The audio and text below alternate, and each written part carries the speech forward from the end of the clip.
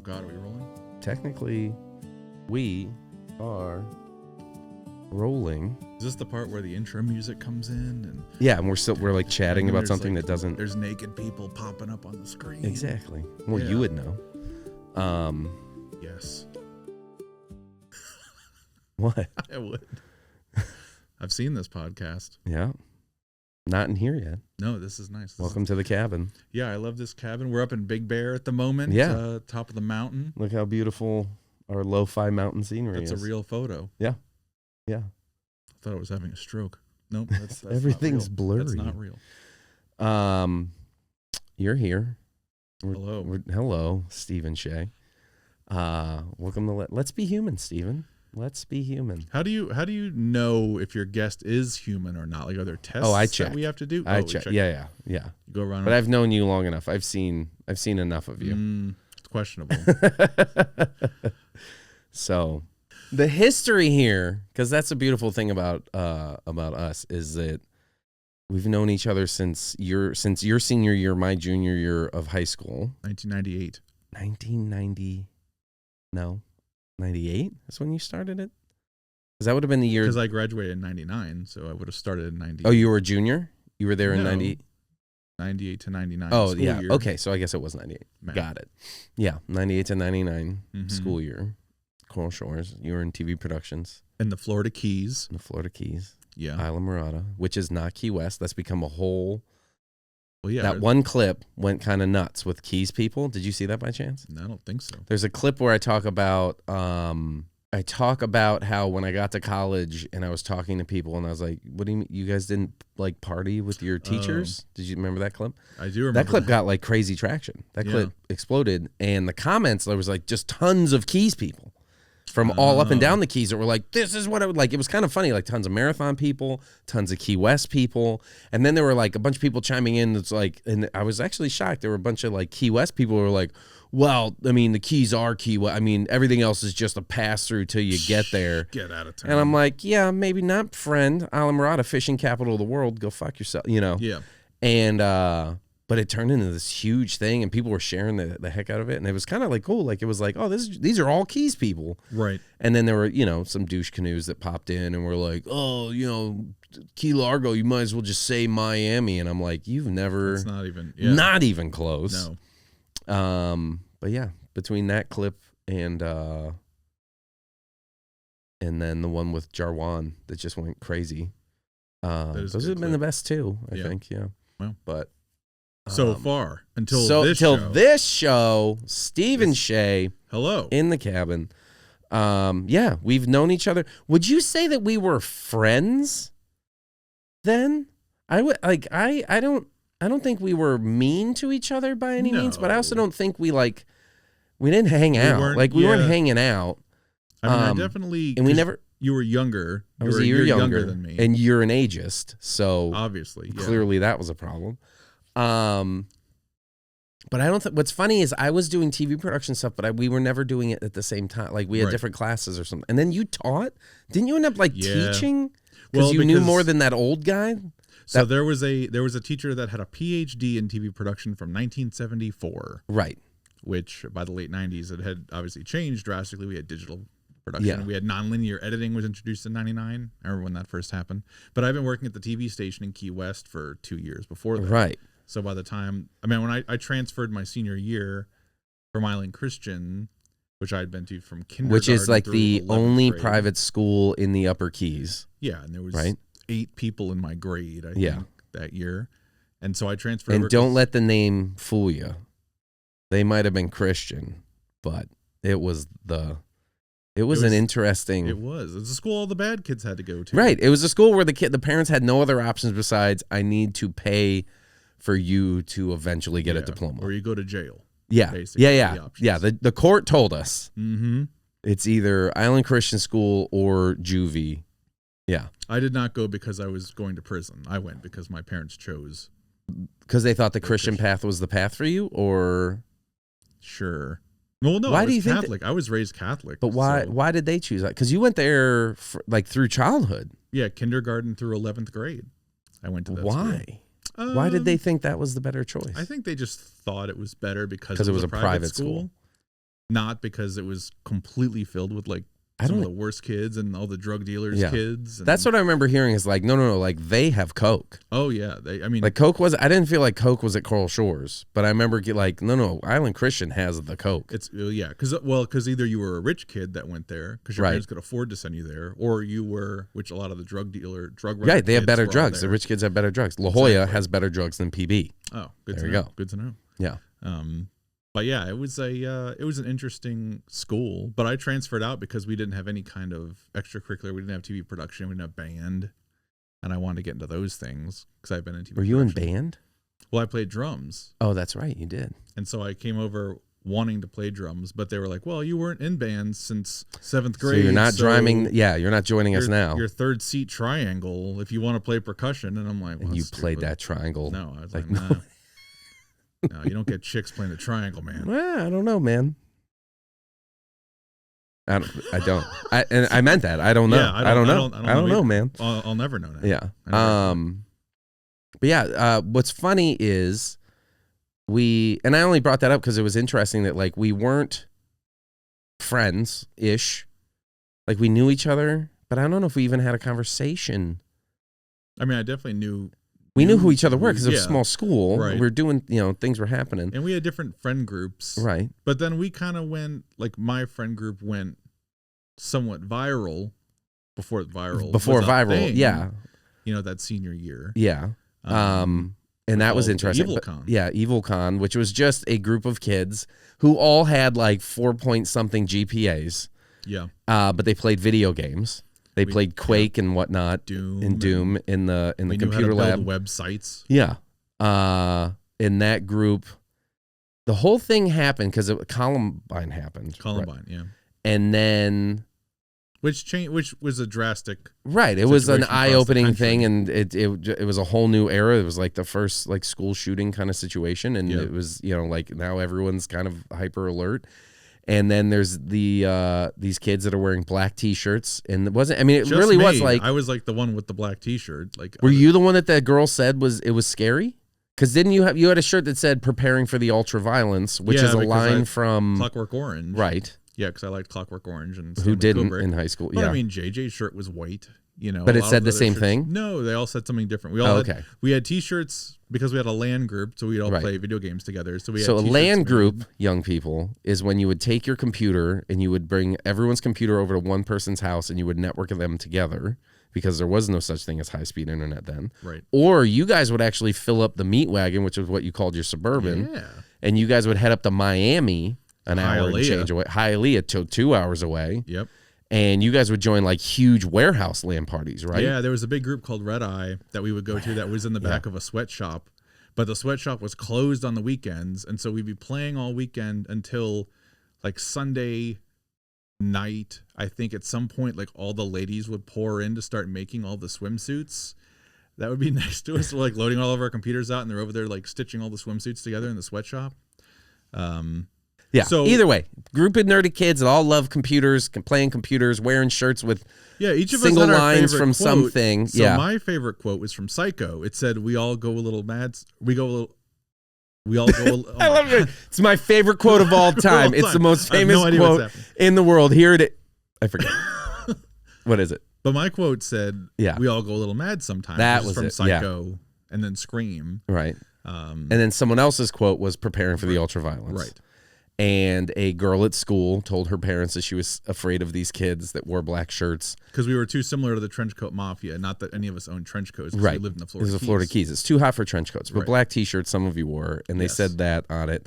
And the next thing we know, A&E is doing... Well, first it started with Slash.net, which Slash.net was like a hacker's website, kind of a hacker's website. But that was after the school brought you all in and was like, are you guys... No. Or did they know? So the whole story is Columbine happened. Right. And when Columbine happened, it was a major wake-up call to everyone across the country that, now we have students, we have kids that have access to firearms that could, do all these horrible things.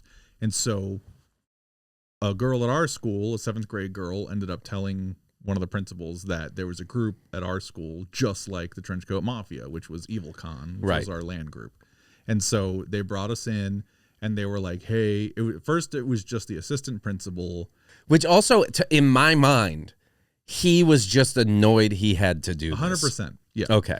It was very much like a very informal thing where they called us all out and they were like, "Hey, listen, we just want to let you know this person made this complaint. Just don't wear your t-shirts to school anymore. This is a really big deal." And we were like, "Yeah, we totally understand. It was a huge deal." Yeah. And so a couple weeks go by, we all get pulled out again, all of a sudden, and then it's with the principal and a deputy, and they called us in saying, "Hey, we were made aware of your existence. We know that you guys have a website on the internet. That's how this shit starts. These kids know how to make websites. Yeah, they must be up to no good. You guys wear black shirts sometimes. I mean, I was like the horror one in the group, so I had horror shirts that I wore sometimes. I think I've seen you in a white shirt one time since I've known you. Yeah, probably lost a bet. I think I actually got you one when we were in college, the white Psycho shirt.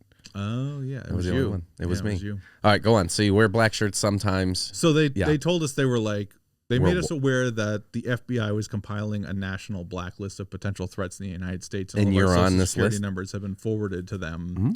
That we might not be able to get into college, that we might have issues in the future because we were pulled out. And so at the time, my dad was the judge. That's right. Yeah. And so I remember they called him. And it was like, hey, made him aware. They made all of our parents aware of what was going on. And he's like, well, what did they do? Well, they didn't do anything. They have a web page. Well, what's on the web page? There's animated GIFs of like hamsters and things. Like, it was like as you did in the late 90s. And he was like, well, what did they do? Like, what's happening? What are you talking about? And the answer is nothing. We didn't do anything. And so a lot of people around the country was getting pulled out, because of these things. Yeah. And we weren't the only ones, but one of our members knew one of the guys at slash.net, and they did an article on it about people getting called, potential threats in the country. And so that kind of went viral before viral things were. Yeah. And so then we get a call from the New York Times. The New York Times is like, hey, we're doing a story on kids that got called potential threats in the country. And we're doing one on kids listen to Marilyn Manson. We're doing ones that, and kids that play video games. And you guys, we want to interview you about video games. So they interviewed a couple of our guys. And then a couple of weeks later, we get a call from A&E, and they're like, hey, we're doing a whole story about all the kids that got called out, and we saw that article, and blah, blah, blah. And so they sent a film crew down, and they followed us around, at Coral Shores, and they followed us around to Miami. Was it the school let them do it? No, they did it from the parking lot. It was all done outside the school. Okay. On like the day off? Yeah, I think they shot like B-roll outside. So then A&E's following you around at the high school. Because I remember they interviewed you like in the by the baseball field or something. No, they came with us to Miami to one of our red eye land parties. Yeah. And they interviewed me. They wanted to look like I was like at a place that I would be hanging out at, which I don't know why they would interview me at a baseball field because I don't go to baseball. But they did though, right? They did, yeah. So they interviewed me there. They interviewed some other folks at Red Eye, and then that aired on A&E, and that was huge. Did the school have any issue with that? Like, were they like, you shouldn't have done that? Or did they say anything to you afterwards or anything? I don't think so. Okay. I mean, like, what were they going to say? Like, I don't know. Everyone's kind of, overreacting and underreacting. I mean, nothing. I mean, after that, of course, we still got into college. Like, none of never that stuff became ever happened. Like, and now, school shootings are like commonplace. Every single week you have a school shooting. Our son's high school gets locked down almost every week. Now, every week, just because somebody says something and we lock it there's down? police. Like anytime there's police activity in the area, anytime someone jumps a fence, like I don't know. It seems like it's a weird target, I guess now. Schools. Yeah.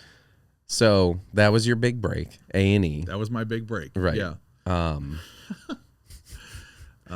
So then you graduate. All downhill from there. Yeah, you graduate. You move to Orlando. Yes. I graduate a year later. I end up in Orlando. We knew. So we were. We lived half a mile apart. Right. Because you started at CVI. Right? Yeah, I was at CVI, and then you were at Jefferson Commons. And then the next year we lived together. We lived off Goldenrod. Riverbrook Drive. Yeah, we got a house together. Mm-hmm. And that was really the first time. Like before that, we'd hang out sometimes because Burge and JJ and like we all kind of knew each other. But like that was like once we moved in together. Yeah, and then it was that's homies for life. Yeah. That is when we started watching horror movies together for the first time and then never again. Yeah, I mean, I would watch horror movies and you would like walk through the horror movie and ruin it, make a comment, and like walk out of the. Oh, I never. It's the Jason X. Jason X. The one. The movie that will live in infamy. In the whole movie, I'm like, well, this is dumb. What's funny is I didn't realize how frustrated you were getting.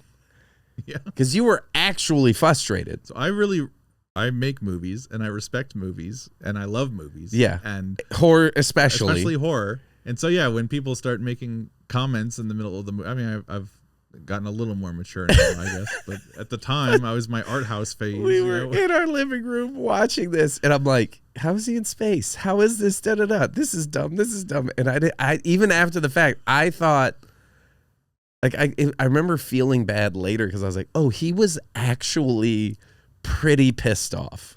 I think I asked you to leave the room. Like, I think you did. I think you were like, yeah. It's like, I'm trying to enjoy Jason X for the 4th time. Because obviously we saw it opening weekend in theaters. Of course. And now I'm ruining it in our living room. I'll forgive you one day. Well, here's what I'll say. This is my defense. This is what I've learned about myself. And I don't know if Jason X falls into that category. But I am not a horror fan. Only from the standpoint of I've never... I don't know if I like saw horror movies too soon or something, and because I'm like the youngest of 3, I kind of experienced everything early, because your parents just get to a point where like, well, it's fine for him or them, like he's whatever, he's probably fine, you know. And I think horror movies really scared the shit out of me when I was young. And like even now, I'm not gonna lie, I have no interest. To me, I look at it like this. I don't need extra horrible shit in my head. And I remember being a kid and having dreams about Freddy Krueger. I have a very vivid dream that I can remember even now of running down my street, running away from Freddy Krueger, who had syringes as fingers instead of knives, which was in one of the movies, I think, right? Nightmare on Elm Street 3, Dream Warriors. Yeah, that one. So maybe I must have seen it or just the trailer, or I don't know. But like, I was never a horror movie, to the point that my first wife, she loved horror movies, and she was like, oh my gosh, you have to see, what is the one about Paranormal Activity? Oh, yeah. You have to watch it. It's so good. It's so scary. And I was like, we made a deal that I would watch it at 10 a.m. with the blinds open. Wow. Like fully lit living room. But that's how I needed to watch them. So I think when we were watching that, to me, this was my coping mechanism, that if I can destroy it and comment and do the da-da-da-da, then that's how I can actually get through it. Because then I remember being in college and seeing The Ring, it came out the year after we lived together, because I was living with Mason. And we went, and the fact that I went is kind of, I don't know how they ended up getting me to go, but Mason was like, oh, let's go. And I think it was Chris, myself, and Mason. And we went to The Ring, and I remember it was fucking terrifying. And then we got back to the house, and for me, what I needed to do to like wrap my head around all of it, like this is a movie, it's fake, it's all production, was I was going to go to the website and read up on the scripting and the director and all the things. But when you go to the website of The Ring, it just plays the video from The Ring. So I get home from the movie, we get into the house, the lights are still like off. I go straight to my bedroom, straight to my little, back then, you remember how you had like a computer console thing in the corner with your full size box and like your giant 19-inch Trinitron, Sony or Dell, Sony, whatever. And so I'm sitting there and I'm like, theringthemovie.com. All of a sudden there's a horse with a fly and then whatever. And I'm like, fuck this. And I like get up, I'm like, Mason. And I'm like, Mason, you got to see this is bullshit. And I go out in the living room. In the living room, the lights are off. Mason is sitting in a chair in front of the television, and he like flipped it from like, you know, Comcast to like antenna, so it was just white fuzz. And he's sitting 2 feet from the television, and I'm like, what the fuck? And then he like slowly rotates his head, and he had put ketchup running down his face. And like I was like, fuck this. Like I turned on all the lights. That ruined me. So I think that's why for me, with all my trauma, I just couldn't handle Jason X. No excuses. And also, how was he in space? He started they explained it in the movie. Did they? Pretty well. Pretty well. You know, Paranormal Activity was the first movie I saw in theaters that someone ran out of the screening screaming. Wow. Like literally someone ran out screaming. Do you remember the part? There was like a ghost. Yeah. I mean, that whole thing was like there was never a thing. There was some paranormal activity going on. They actually the door never closed and then someone screamed. That's dude, that movie that was creepy. But also, what a film to make where it's like, I mean, which I guess that's the ideal horror movie is like, we don't even show you the monster. Well, like ever. the Blair Witch Project. Oh, that I remember that. I couldn't walk past a forest for years. Yeah, I never camped again. No, just kidding.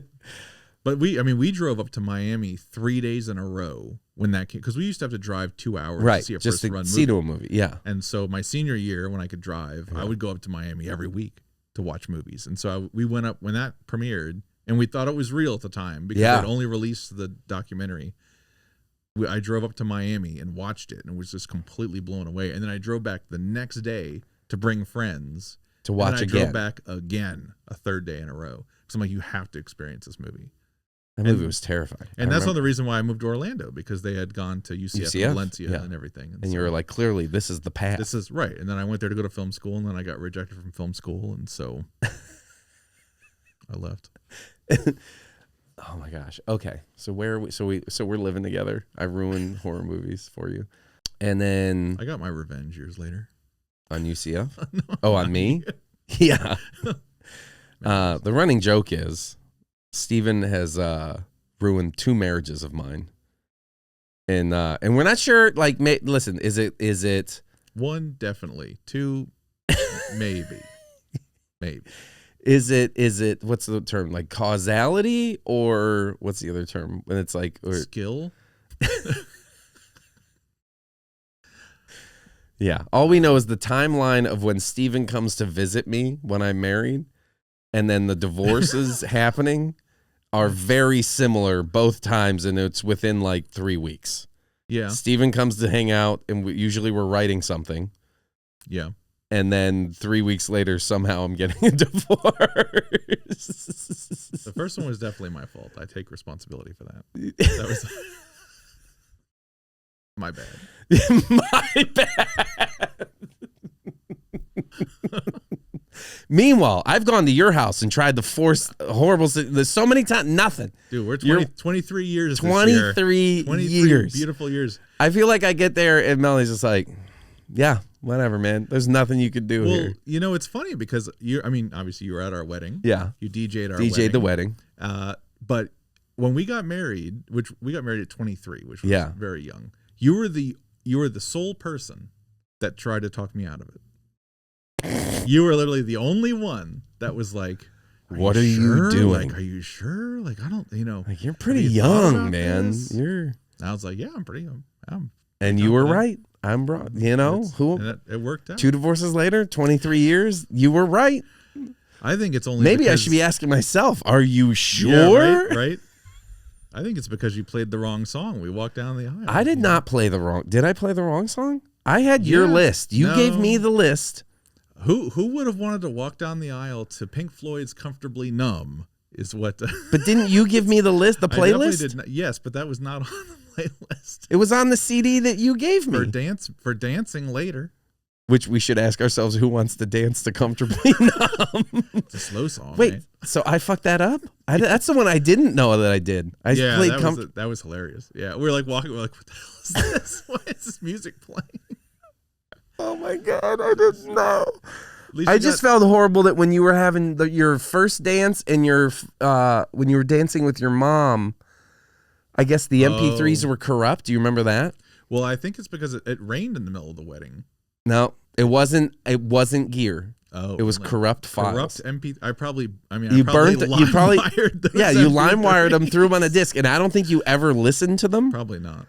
because there's nothing I could do because okay, he's literally in the middle of dancing with his mother during the wedding, and I'm standing 10 feet away.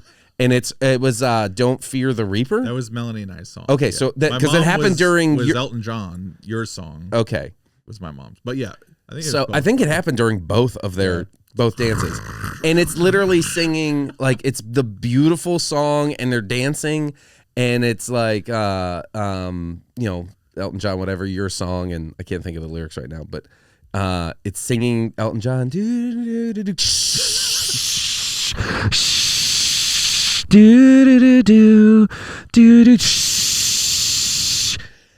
And I'm just looking at the DJ gear like, what the fuck? I'm checking connections. And everyone's looking at you. Everyone's like, I'm the ass. I ruined the wedding. And now I find out that I played the wrong song going down the aisle. Wow.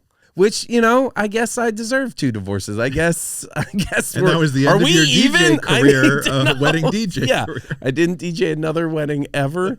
And I will say this, I was asked to, but I think after that happened, I was like, do you have any idea the responsibility involved in DJing a wedding? Like, you can ruin someone's day. Absolutely. And thank God someone else was there that was really drunk, and they won. I'm going to ruin the wedding day. Right. I didn't. Oh, good. But man, that was like is loud. That's so funny. Everyone, how many people were at your wedding? 100, like 100 something. Yeah, 100 something people are like, why is this guy doing this? The fuck is the DJ doing? What is he doing? And I'm literally like, I don't know. What do I do? And that's why we don't use LimeWire, kids. Yeah. Oh, that was traumatic. That's so it funny. rained also, like that It 5-minute rainstorm in the middle of the ceremony. Yeah, that wedding was a beautiful disaster. It was a beautiful beautiful disaster. It's lasted 23 beautiful years. Do you remember at the end of it, they were like, we're having our reception, and they're like, well, you got to be out by 10:30. Like, yeah, we know. Yeah. They're like, no. The sprinkler system comes on in the middle of the reception at 10:30. Yeah, so all these chairs and the tables. And we're all like, Melanie's in her dress, like holding kegs and things. Yeah. Like we're running everything out. Like, oh my gosh. That was a good time. Also, you guys can't control the sprinklers. You can't. Yeah, right. That was a beautiful place, though. It was cool. That was gorgeous. Yeah. So we lived together. We made some movies in college. We made. Yeah. Do you remember them? Clarks. We did Clarks. You Clarks. played the DVD. The guy looking for the guy. perfect gallon of milk, or in our case, the perfect DVD. Yep. You were in Ginsu G-String Gorilla too, weren't you? My car. Yeah. Well, yeah, Purchase I think car. I got cut up. No, it was my car, that yellow one. Remember, I didn't have a bumper, so I had like the posts coming out, and it looked. And then Ginsu G-String Gorilla, and then which I don't know why they wouldn't let me into film school after making that beautiful piece of art. Are you kidding me? You shot it in the UCF parking lot. So, what was the one? Well, then Survivin', which will never see the light of day. Classic. And where I played what turned out to be it was a spoof on Survivor, right, the TV show, right? That starred me which is something else I learned. You wrote a full script for it, and you gave it to me. I don't know how much time I had with the sides, but in my mind, not enough to learn it. And then so I was pretty much just like reading it like, okay, I think I see what you're doing here. And then I was making it up, which I also didn't realize at the time how much that was frustrating to you. I'm an artist, James. Because I changed every word. And then it kind of just morphed into like, oh, here's a special needs guy that's high functioning, that's auditioning for the remake of Survivor with Corey Feldman. That's right. As the host. And this is where you were biting your comedy chops. Yeah, this is where for sure, where I ran around a Walmart parking lot in what looked to be skin-colored, flesh-colored tiny shorts and white cowboy boots or something. Wow. Yeah. And then the things you do for stardom. Things you do, man. You want to make it or not? And that's worked out well for you. Hey, look at me go. 1 billion views on the internet. And then what was the one? What did we make where we were? I remember there was a scene where we were standing at the front door and we like crashed eggs on somebody. Oh. What was that? I was in a mesh shirt. We did a... Which this body has no business being in a mesh find that clip. shirt. That was... Was it a music video? No. I think that was that the Enkindle short where it was... Or no, not Enkindle. There was a short we did about a guy... And like, yeah, the trick-or-treaters came up and like egged him in the face and he starts crying. Yeah. Gosh, I don't think it was whose house was it? That was our house. No, I know it was our house, but like who was the character? Like an old man, but he was young because we didn't know any old people. Yeah, we didn't know old people. Yeah. Who played that guy? This guy Tim. Was Tim really skinny? Yeah, super skinny. Okay, I think I remember. Wore glasses, t-shirts some of the time. Oh, it was so fun. Yeah, we had so much fun. I mean, it's funny. What's really funny to me is that nothing's really changed. We still run around and film goofy shit all the time. And, you know. And what's funny is now, like, if anything, we're like, we need to do more. Yeah. We need to make more shit. Yeah. Yeah, that was, wow. Yeah, and that was, I mean, 2001? Yeah, 25 years ago. Jesus. Jeez. That was a great house. We need to revisit our life choices. Yeah, what are we doing? Oh my gosh. That was a great house. It had that giant yard, though. I did not like having to mow that yard. Yeah. Do you remember when I almost caught the whole yard on fire? Your family was there. Your mom. Yeah. We were about to cook burgers, and I couldn't get the grill started. So I went and got our gas can for the mower. And I got just enough into the little spout that I kind of like flicked it at the fire. And it literally like... And then the can that I'm holding, a small 2-gallon gas can, turned into a torch. Oh my gosh. And it's just like lit coming out the end. And I just chucked it into the middle of the field. But it's still like, now it's just pouring gasoline out that's on fire. And I immediately turned the hose on and I'm just spraying the spout thinking like if I can get the water to go in and whatever. Right. And you guys are like, how's it go? Or the bird? I'm like, we got it. One sec. Nobody panic. Like everything's fine. Kind of hungry in here, James. Yeah. Jeez. And I'm literally like, I'm going to burn the whole fucking neighborhood down. Yeah. That yard was massive. Yeah. Yeah. My mom was like, geez, your friends are kind of, got little pyro bugs out here. Yeah. I remember my mom and dad came to the house and visited and they were worried. One, somehow my parents timed it because that was the same year that I joined the fraternity. And the truth is, it wasn't my scene. It was an interesting experience now that I can look back at it, but it definitely like wasn't my scene. But I was trying to figure out who I was and whatever, and get away from a horrible girl. Mm-hmm. And somehow my parents timed it where every single time they came to visit, my fraternity happened to have a giant party the night before. Oh, so for like a year, every time they came to visit, I was kind of hungover.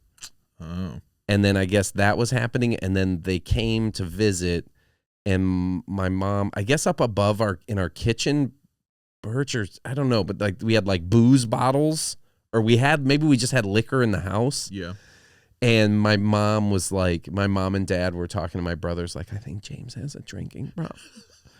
Every time we see him, he's been drinking. It's about time someone says something. And what was funny is I wasn't a big drinker, but right. Like with the fraternity at a party or whatever, then you drink too much because it's just what it was. Yeah. But yeah, my parents were very worried, and they were like, because I remember, was it before that? It was before I started college. We visited Full Sail because I wanted to go. Maybe it was even after I started college. I think it was before. I had found out about Full Sail, and I wanted to go for the audio engineering thing. Sure. And we went and visited, and it was like, in the beginning, and I'd love your input on this because you taught there. In the beginning, if you can, did you sign an NDA? I don't think so. In the beginning, I feel like Full Sail was a full-blown, like legit education in those. Back when it was at the Roxy. What do you mean? Remember the Roxy Club? Yeah, the club. Yeah. The one that Britney Spears and Justin Timberlake would always get caught snorting coke. Yeah. That was the original Full Sail building. That's when it started in the 90s. That was Oh, the first okay. So it was building, around then, because okay. So then it moved into that one mall area. Yeah. But I remember when it was just the small, like it was only a couple buildings when I went and saw it. Yes. And I think like the audio engineering program was like $27,000 or $32,000, and it was like an 18-month program. But it doesn't stop. There's no semesters. It's 18 months, 24 hours a day. Yep. You know, you might have a lab from 2 a.m. to 4 a.m. And because in their mind, they're like, this is the industry. You might be an audio engineer and they're going to record when they want to record, which I guess is true. Sure. But I remember my parents, they went and looked at it, and I was like into it. I was like, this is like college. I have no idea why I would go to college, but this I'm into. I want to do this. Well, and JJ was going there. That might have been it too, where I knew people that went. And I remember we went and visited, and they give you this amazing tour, and they show you all the programs. And my parents didn't let me go because they thought the average age of the people there was they were older, and they were all smoking cigarettes.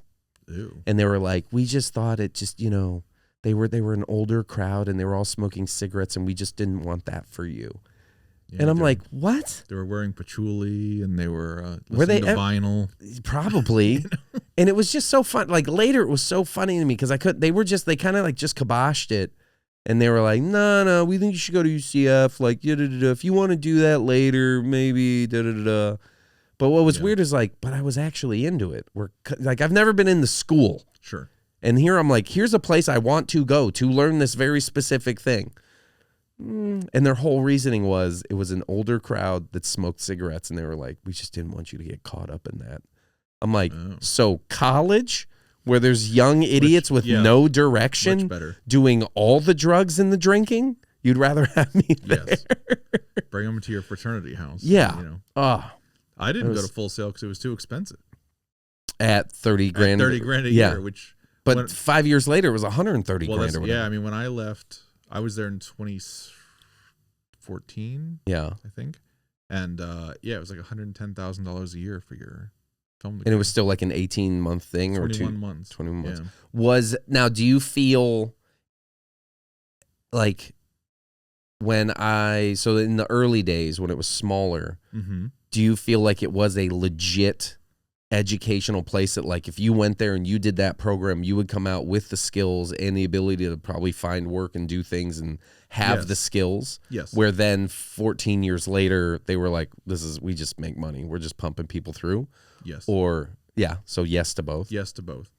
Yeah, I mean, I definitely think it started as an actual, school.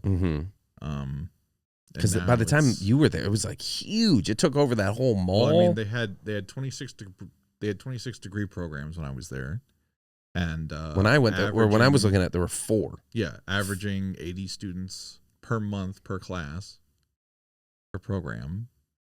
So I mean, it was just kind of a money making machine, but there wasn't a lot of requirements there. The instructors didn't really have any requirements. Like most of them hadn't really done much. Former students, or a lot of former students.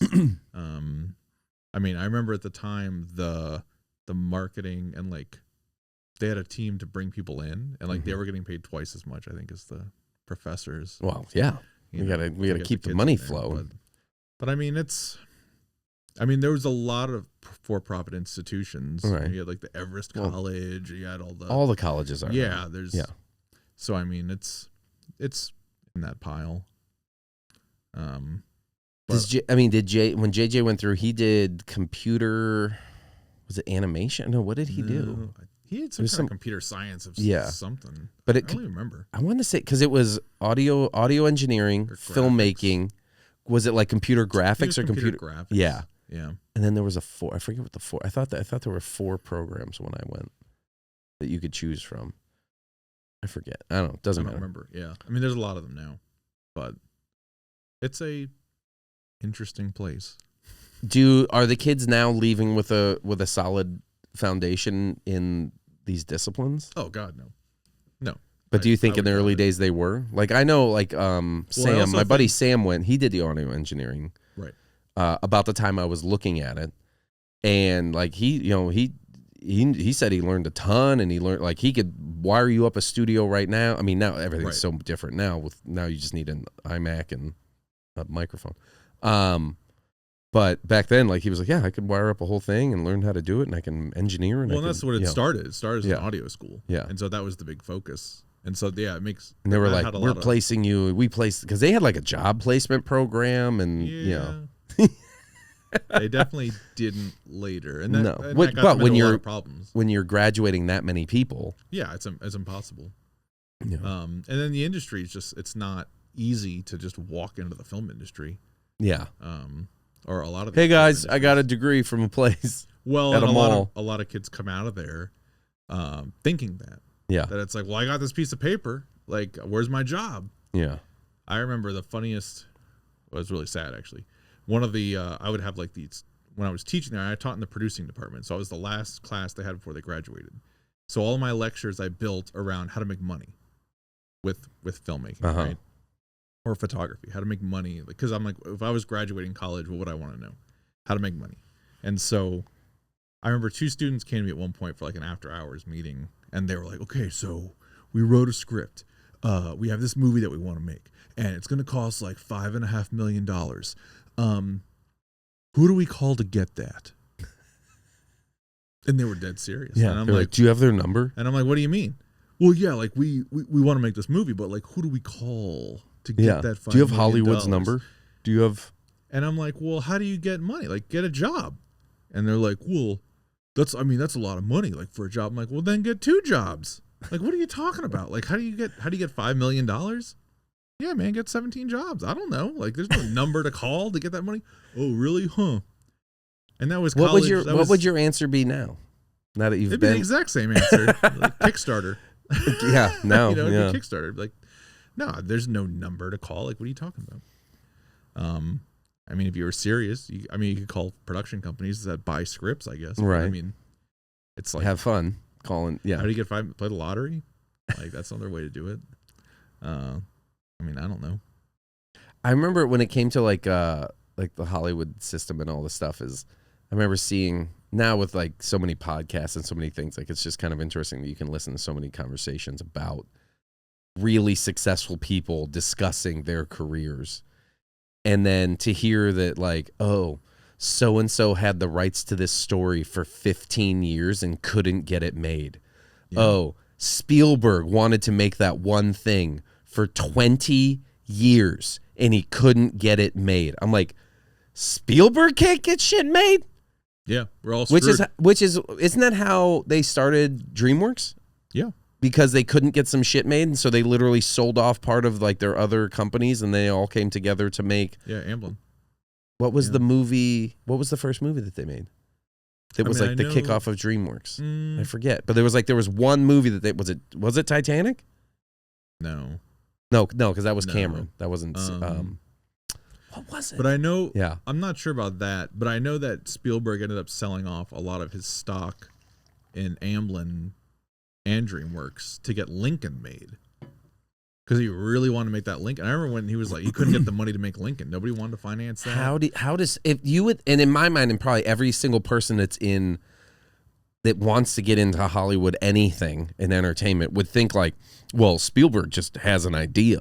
Yeah, and you would think. And there's just people with bags of money being like, please make your idea. And it's like, nope. No. Spielberg gets told no constantly. Well, and I mean, studios only make 12 to 15 movies a year. Yeah. And so. But it's Spielberg.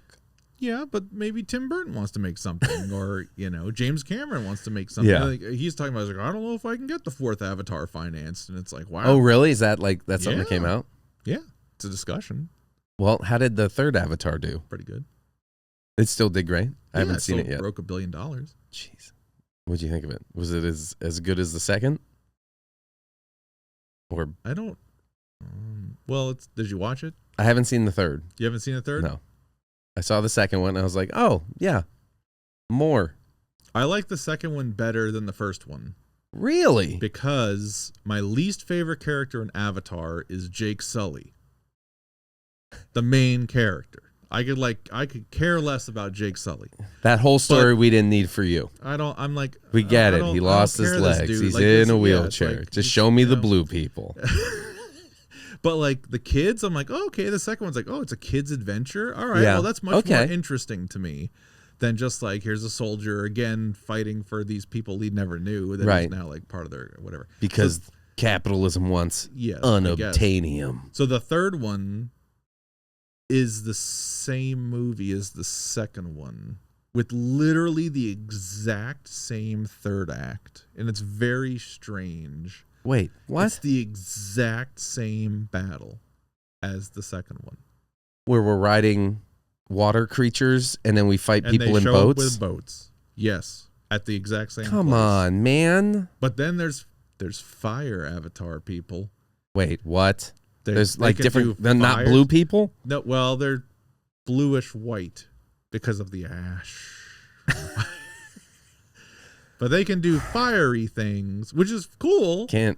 But then when they show up to the water battle, they don't do much firing things. Yeah, I was going to say because they all get guns, and they're like, "Here, have a bunch of guns," and like, "Oh, well, guns will save the day." And it's like, this is very confusing. Like, I don't know.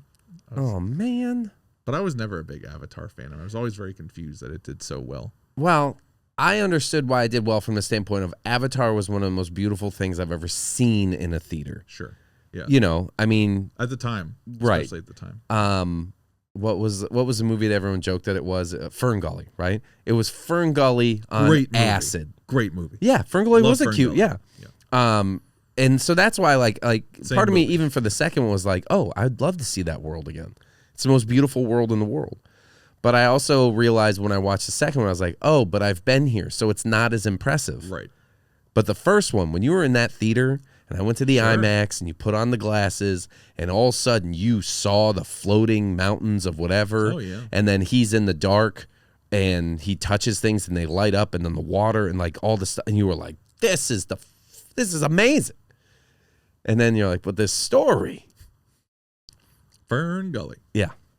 Yeah.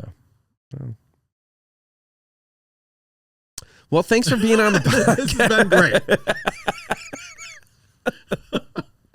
Fern Gully. Fern Gully. Yeah.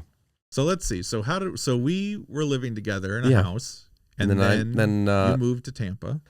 At some point. I moved out of the house because the situation. Yeah. But did you because of a horrible person, a woman. It wasn't me. It wasn't you. Yet. It was but a bad, not nice girl did not nice things. Yeah. And not his wife. No, she's a fantastic person. Nice. And then so I moved, and I was over there for a year, and then I moved to Tampa. I dropped out and moved to Tampa, and then I was there for 10 years. You dropped out? Yeah. Of college? Yeah. I dropped out of college. Yeah. We're like the same person. It's totally the same person. One of us figured out marriage. One of us didn't. But the same person. And then we wrote one time that when you ruined my first marriage, you came to town and we locked ourselves in the house for 48 hours and wrote Cannibal Cove. Cannibal Cove. Somebody make that. That had some beautiful parts in it. It did. There's this whole sequence where this dude steps on the sea urchin. No, he trips and falls. Oh, in the face. In the face. And then he pulls it out and his eyeball comes with it. So that was like one of my proudest. Cannibal Cove is a horror sex comedy. Yep. Back as they all should be. That, now it'd be kind of questionable. It would be. Well, but the women were in charge. It's very matriarch. It's very anti-patriarch. So female forward. Very female forward. Because they eat everybody. Because they're cannibals. They eat and sleep with everybody. Yes. But they're in charge. Yes. Yeah. Great script. Still available. Or did you sell it? No, it's still available. Still available because I didn't see a dime. So it's in the mail. Yeah, we wrote that 3 months later or whatever. I'm divorced. And then I like to think of that weekend as me inspiring you to follow your dreams. Yeah. That's how I remember it. What's funny is my dreams had nothing to do with the divorce. Yeah. I wanted to get out of the construction thing, and my wife was totally supportive of that. And the truth is, I didn't have the idea to go do comedy until, because I was already trying to get out of the construction thing. And then it just so happened that my wife and I started having the conversations, and it came up that, like, should we be doing this? Should we still be married? Like, are we still in this? Da-da-da. And the truth is, like, we weren't angry. We weren't fighting. It wasn't that kind of thing. Like, we didn't hate each other. Like, our split is the nicest one I've ever heard of. And it just wasn't It just wasn't anymore. And we were both okay with that. And that was when, like, oh, I'm still helping the transition of me getting out of the construction industry. And we brought in someone else, and I was kind of like, that was the transition phase of like bringing them on board, then me slowly backing out. And then all of a sudden I was single, and that it wasn't until that was happening where like, oh, I'm single too. And then it was like, well, I've been doing this improv stuff, and I've been writing a bunch of what I've been writing, which I'd never really done before, but because of the improv, I think it was just inspiring writing. And I realized that a bunch of it was stand up, and then I signed, and then what happened? And then it was like this thing of like, well, if I'm divorced and I don't have a job anymore, it was this weird thing where it was like, I could technically do anything. Like, I have no responsibility, like none, which that was the first time that ever felt like it happened. Sure. And that was when the moment of like, oh, so like I could do anything right now. Like it was the first time I got to ask myself, and I think I've said this before, of like, what do I want to do? Yeah. And because of the improv and writing, I was like, you know what? I think I'm going to give this a shot. And then that was where my buddy Patrick, who you've met, he was like, you should go to Chicago and do this summer intensive. Like, we were going to try to go together. He had much more responsibility than I kept. He couldn't go, but I ended up going and making that part of the plan. But that's when I was like, all right, I'm loading up the truck. I'm going to go be a comedian. I don't know what that takes. I'm going to stop in Chicago and do this 5-week improv intensive program at IO. And along that journey, I was just doing open mics constantly.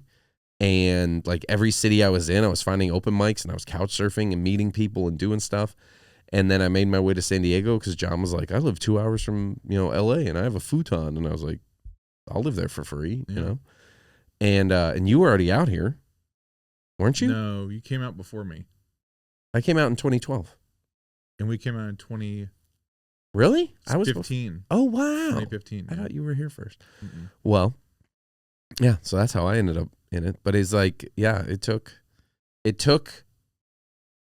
the divorce opened up the door to the possibility of like, you can do anything. And not that, my wife would have actually been against anything besides picking everything up and moving. But there was, when you have responsibilities to a person, and I feel like I'm there in a version of that now with my daughter of like, well, you have this amazing child at home that I love being dad. Like it's not an option not to be a fantastic father and have an amazing relationship with this, like the coolest kid I've ever met in my life. Like I'm having so much fun doing that. But that also means that if the bandwidth is there, I'm not doing shows on the nights I have my kid. I'm not missing bedtime. I'm not missing, I'm not going on the road 40 weekends a year because there's this kid. And I'm going to be here for that. I'm not missing a second of it. And but at the same time, that means that my comedy career is crawling, if that. Right. It's on life. So that's how it feels. I've never said that out loud. It feels like it's on life support because I'm doing just enough comedy to keep it going. Yet every time I do comedy, I'm like, I know I'm not where I should be. Not even career. I'm not even talking career. I'm talking artistically. I'm talking in the pocket, telling jokes, being in the moment, being sharp. Like I see friends of mine go up and I'm like, oh, I haven't been that sharp because you're in it. Yeah. You're in it and it's always on. And the truth is I'm not on stage enough. And that breaks my heart. Well, also I'm like, you know what? I have a great life. I have an amazing kid. I don't know what I could be complaining about. Yeah. So I'm going to raise this kid until she doesn't want me around as much. And then we'll worry about that. Yeah, I think this whole work-life balance discussion, it's much more modern, a more modern discussion of figuring out, how to, where in the old days, it's like, the husband has his 9 to 5 and the wife stays at home and blah, blah, blah. And she resents the shit out of him because he's never around, yet he feels like he's doing his job by paying all the bills. Yep. Yeah. Which, I'm not, But then we asked Ron Howard. That's right. That was a beautiful moment. Yeah. Steven and I got to go interview Ron Howard for this project for NASA that we were involved in. And we're sitting at Imagine offices. Entertainment offices in their conference room, and we were all set up. Just Steve and I were the only two people there, and we set up the gear, and we interviewed Ron Howard for 45 minutes, which I will say, he was everything that I would have thought he would be. Yeah. My only irritation with Ron Howard, and I'll speak directly to you, Mr. Howard, was you kind of got on us for us running out of time. And the truth was, you were taking a lot of second answers. Now, I have two comments on this. One, you were the only person that asked for the questions up front, or I should say that actually prepared answers for the questions. But at one point, you're like, guys, we're starting to run out of time. How many questions do we have left here? And we're like, hey, man, we didn't say this, but in our brain, you'd finish a beautiful answer and then go, I'm going to take that again. And then he'd give a tighter, like, better answer. He would direct himself. As Ron Howard would. Right. And they were great answers. It was amazing, but also don't give us shit for taking twice as long. Right. Which I thought was so funny. But we wrapped with him, and then I don't want to tell this story. How do you remember it going down? Because we were like, you and I had time to talk while we were sitting there. Right. Before and after. Right. And I think that's how it kind of came about. But tell me, how did it happen to us kind of approaching him before he left and asking? Because I think we were packing up and we were saying our pleasantries and whatnot, and I think you were like, "Hey, I just have one question for you."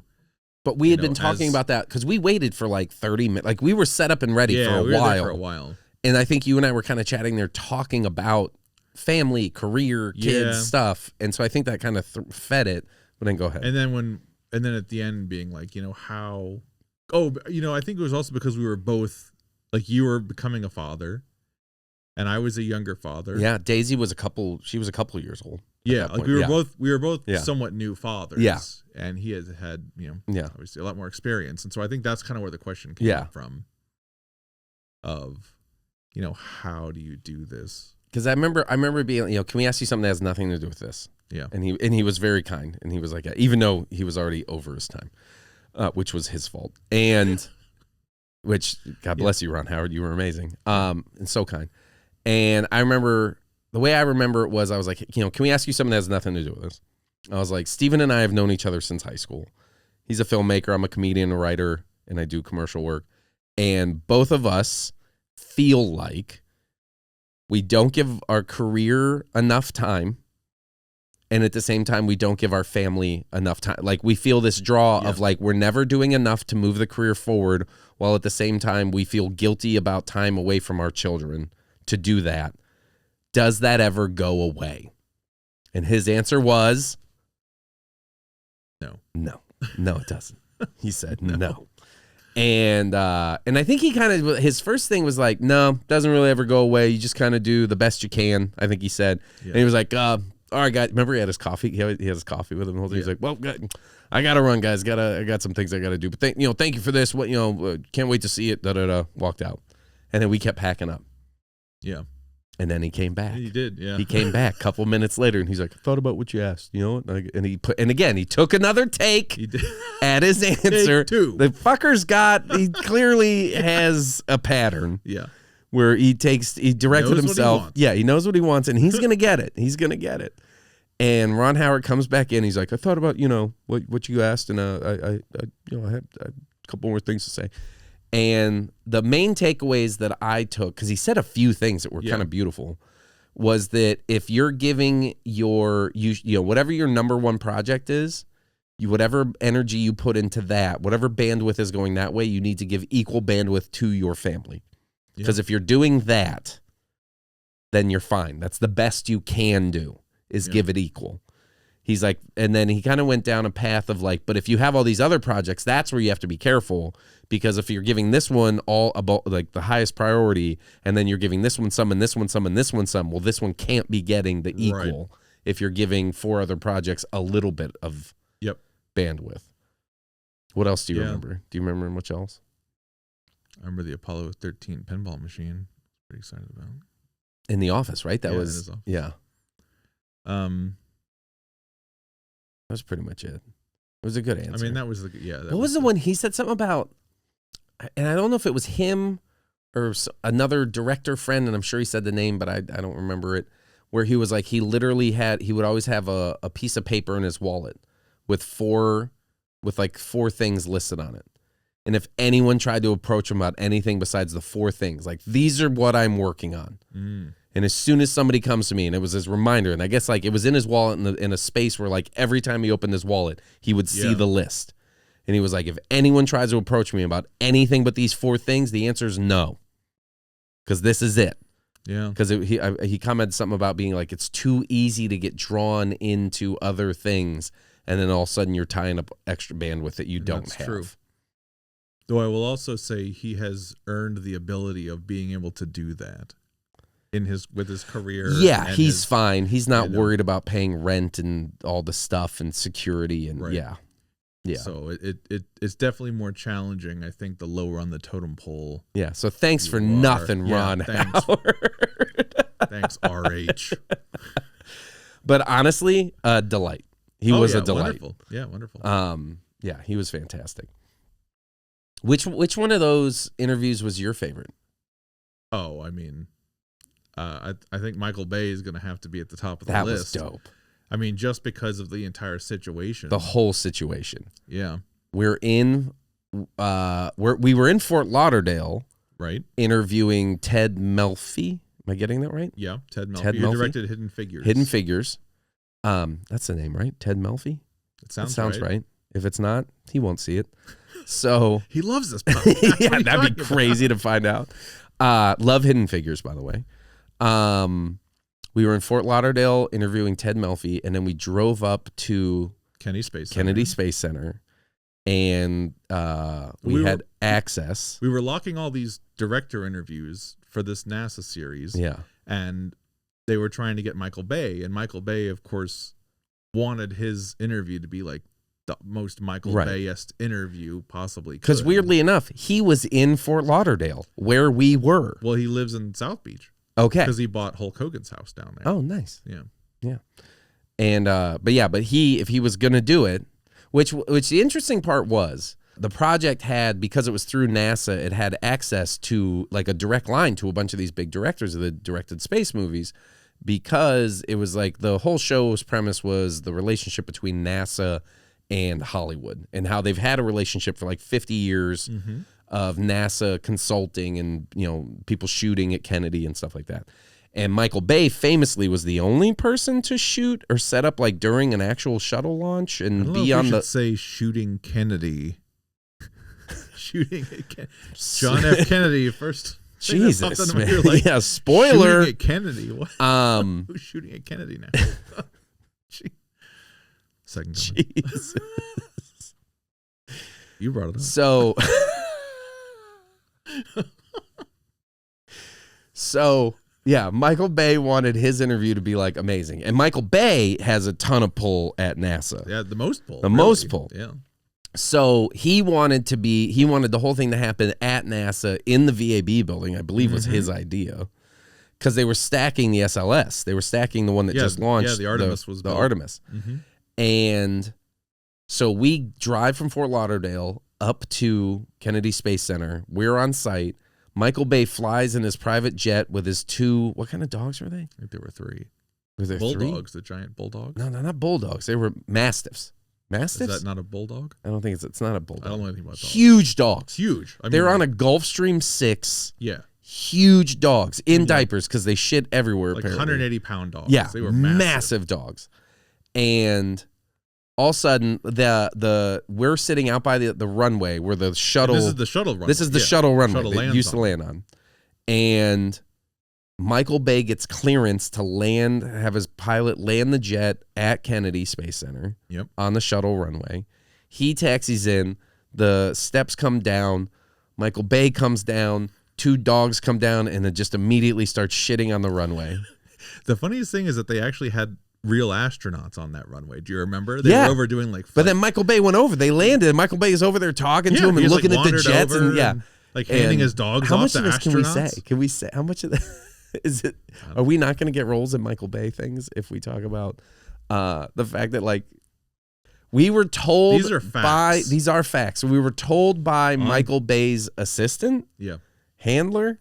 Maybe cut that out so she still has a job. But we were told by Michael Bay's assistant that, like, hey, just so you know, he wanders.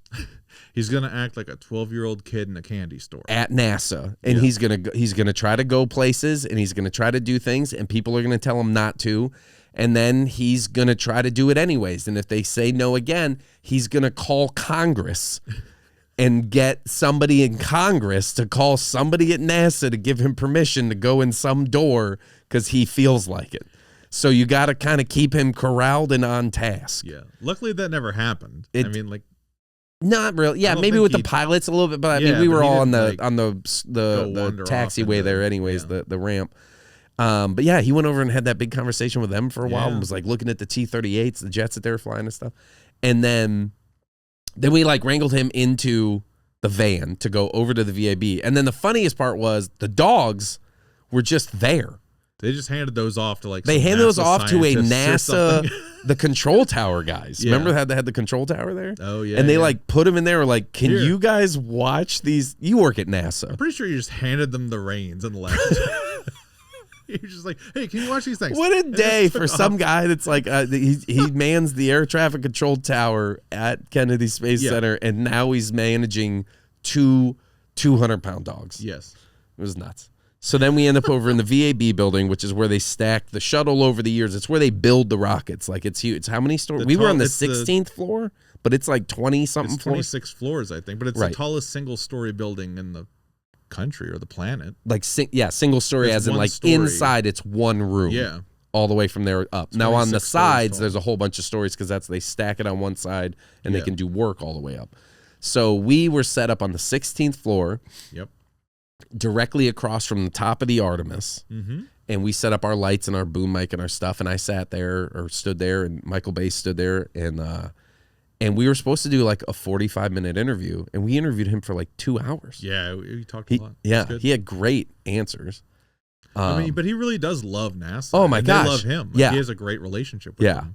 And that was so fun. But like just sitting there, I remember at one point, like I think a few times during that whole thing, you and I would just be sitting there and we'd be like doing the thing, and all of a sudden we'd be like, "Oh yeah, it was crazy." Like, this is not. That was one of the craziest. That's moments Michael of my Bay life, for sure. That's Artemis. We're at NASA right now. And then full clearance. Yeah, like wherever, whatever you guys need. And then we went to that one other.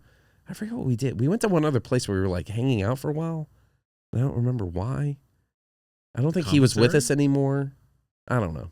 Doesn't matter. Like, we didn't really do it. I don't know if we were gonna shoot some more stuff. Oh, we went to the it was like the radio station something area like that. Or something. Oh, because we interviewed a couple other people. Like oh, NASA that's people. right. We did. We interviewed some NASA people. It was over by where the clock is.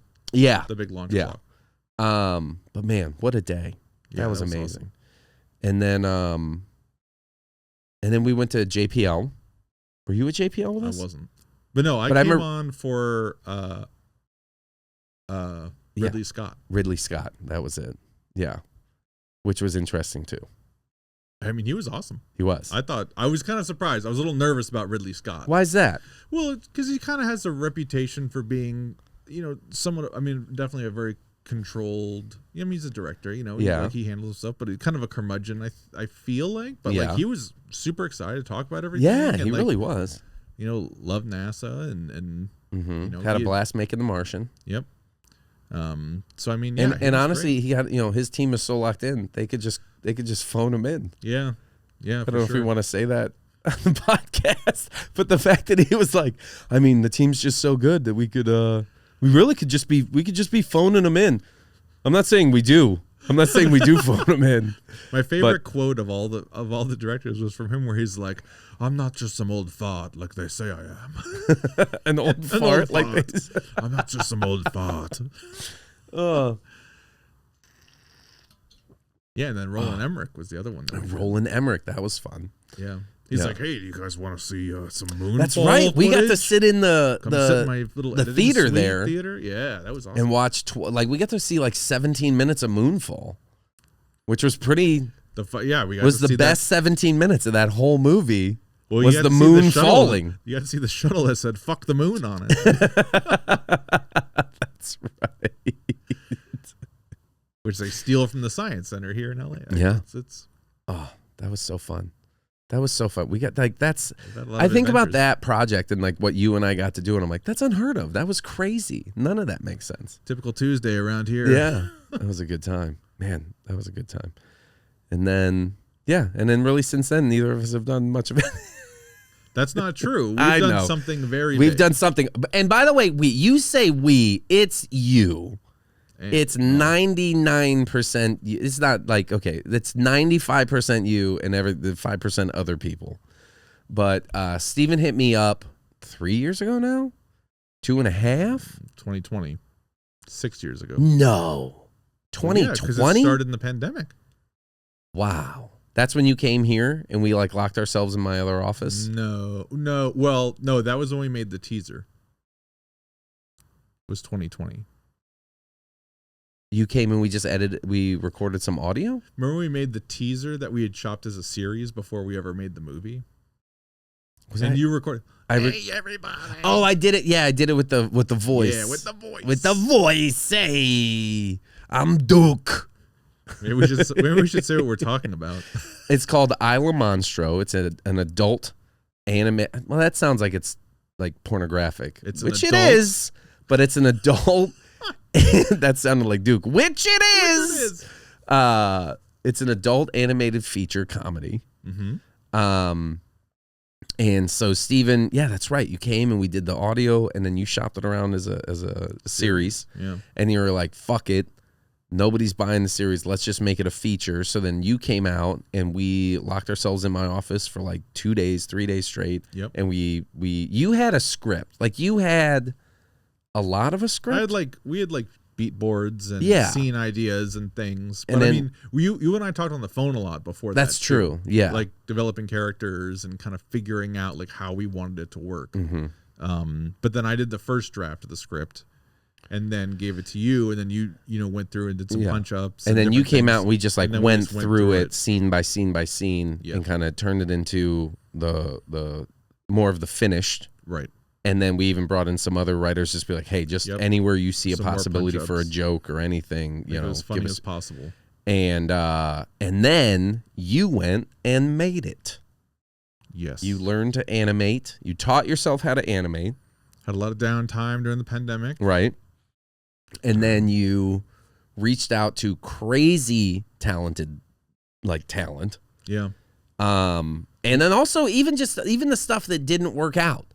Like Mark Hamill, when you told me Mark Hamill was reading our script, I was like, that's not a thing. Yeah. That's not a thing. And then you were like, no, Sean Austin's reading our script. I'm like, Samwise Gamgee? Yeah. He liked it. What? He liked Rudy Yeah. is reading our script. Yeah. And then sent you that email you showed me, and it was like, hey guys, this is so funny. This is great. I don't think it's going to work for me, but like, this is really good. Which maybe it was bullshit.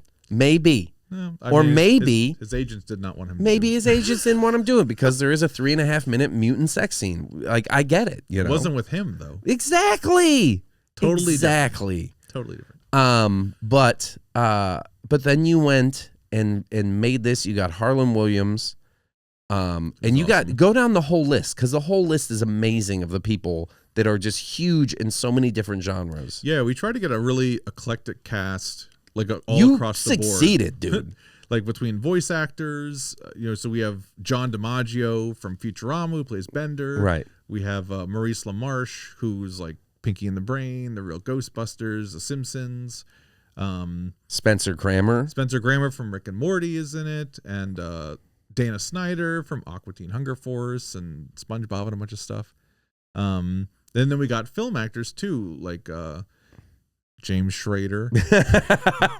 I remember every time you would call me and you'd be like, dude, like when you were like, this person's reading it, I'm waiting to hear back from this person, blah, blah, but I got, Harlan Williams, I got Spencer Grammer, and I'm like, dude, what does that mean? And every time we landed somebody else, like I was like, what does that mean? And you're like, oh, it's just great, man. It's so good. And then we got to a point where I was like, but what if Sean Austin does do it? And you're like, what it means is it's just getting harder and harder to justify why you're in this film. I don't think I said that. You said a version of like it when we come to sell it, they're gonna be like, who is this guy? Why is he in it? You said a version of that which blew my. It was so funny. Yeah, you're like, it's just getting harder to justify why you're the lead of this film.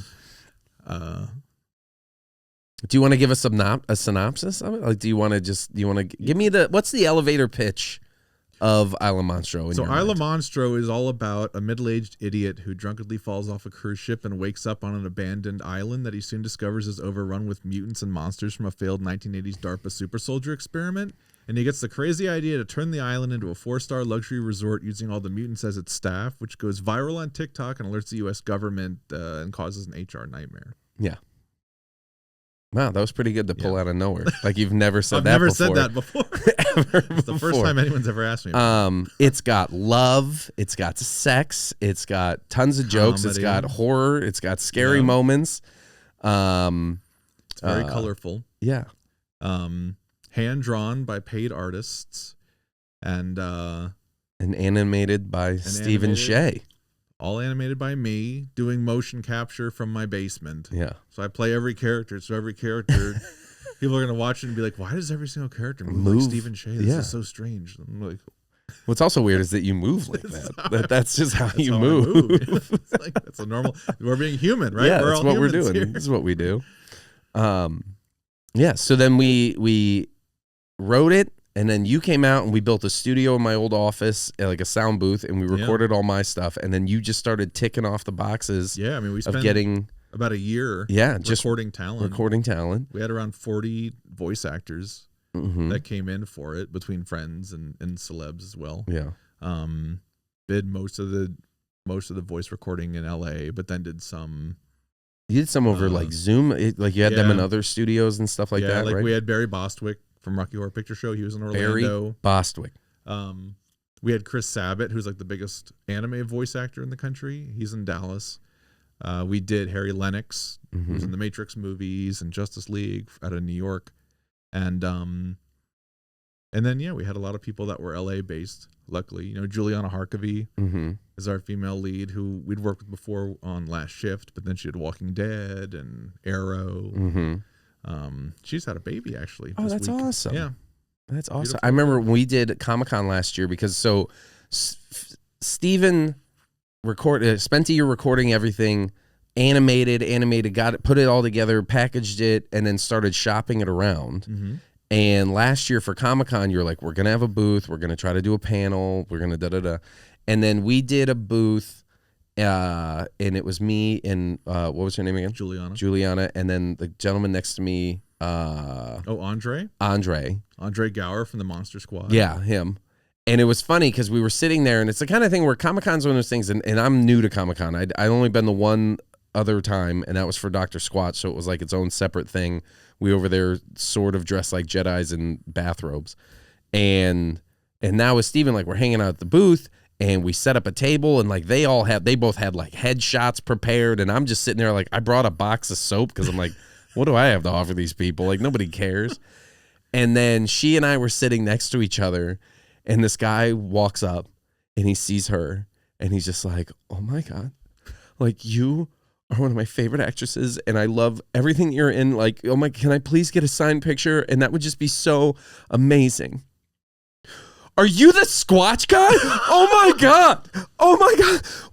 What is happening? Like, and that's when she and I realized that, like, dude, our fan base is like, we overlap. It is like 17 and 18-year-old men love both of us. It was so funny. He didn't know what to do. He didn't know who to talk to. He didn't know who he wanted a picture with. I think we took a picture with him together. Yeah.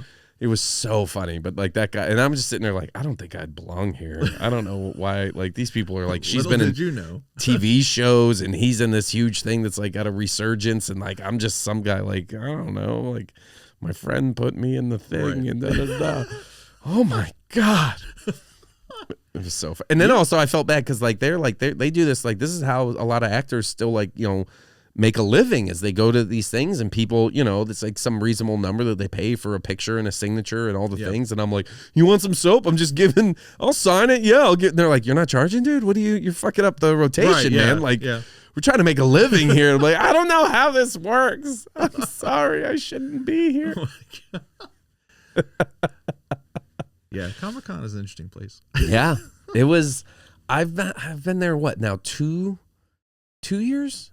Yeah, the year before that I was with Squatch, and then the year with you. Mm-hmm. And both times, I think I was there 2 days in a row with Squatch, and with you I was there at least 2 days. We did the booth. Yeah, and then it's we a 5-day show. I can't imagine 5 days. It's like a marathon. But it's like it is the most. It may well be the most stimulating place I've ever been. Like you can't get away. Yeah, it's so many people and so much. Like Vegas is the only thing I can compare to it, where it's like you're standing in a casino and there's lights and noises and people everywhere. Right. Comic-Con's more. Yeah. One of the nice things about having a booth is you have like a space. Yeah, that made sense. Yeah. Keep yourself contained, and you have a table separating you from people coming up. And just when it gets packed, you just have somewhere to be. Yeah, because totally. I kind of forced myself to just walk through. Sure. And I remember being like, I don't, and I know there's people there, they're fans. They're there all day, every day, 5 days in a row. They're standing in lines to get in the panels they're sitting in line for 10 hours to get in the Hall H and stuff. And I'm like, you got to really love it. And then we had our panel, and we had like 100 people We show did. up, it was the exact same time as the Marvel panel. Which is amazing. So, Robert Downey Jr. is on the other side of the building, saying he's about to become Dr. Doom. Dr. Doom, and meanwhile we're next over door there being like, hey, with 100 people. Holla. I thought it was funny. The first thing that happened in there, you were like, because you kind of hosted it at first because the guy wasn't there yet. Jack was running late. Yeah. And you were like, well, let's all kind of, everyone can introduce themselves and, say why you're here. And I was like, I happened to be the first one seated right there. And I was like, I'm James Schrader. I've known Steven. And I went into like a 4-minute, and you're like, that's not really what we meant. That's not how it works. I don't know how it works. Nobody prepped me. How does it work? What are you supposed to do? Hi, I'm James. I got the phone call saying I'm supposed to be here. Now I know. Next time. I went into a full, we used to live together in college. We made a bunch of stuff then in high school, and and I've known Steven, and and you're just looking at me like, what are you doing? It's like the hook's coming out. Yeah, just slowly pulling me away. That panel's going to be on the Blu-ray and the DVD. Oh, nice. Yeah, special. And then do you think, are we going to get to do a panel this year? Like you submit? We don't know yet. Okay. We applied for it. All right. So hopefully that'd be great. We're gonna do, but yeah, we'll definitely do the booth and everything, and we'll definitely have the booth and everything this year, and then we're gonna do a big party. We're gonna do a whole, because we'll have everything released by then. So yeah, we'll be really stoked. Do you want to say when the release is? Yeah, why don't we say it? Yeah, when is the? I mean, I guess you have your release after the red carpet premiere. So the release of the movie is June 30th. On demand. On demand. What does on demand mean? So wherever you buy or rent movies online. So YouTube, Amazon, all that? Yep. Okay. Yeah, those kind of things. Vimeo, iTunes. Isla Monstro. June 30th. On demand. On demand, and then all physical media. So Blu-ray, DVD, VHS. Because that's a thing. It's very popular, super popular VHS. Okay. And you can already pre-order the Blu-ray and DVD, like it's on Amazon and everything. All right. And then the vinyl soundtrack and the cassette soundtrack will be out 2 weeks before that. Is there going to be 19th? Is there going to be a digital soundtrack too? Yes, and on Spotify and like anywhere you stream music. Yeah, it's June 19th. All right. And then our world premiere, red carpet premiere. Yep, will also be June 30th. Yeah. In Hollywood. And, Hollywood. Yep.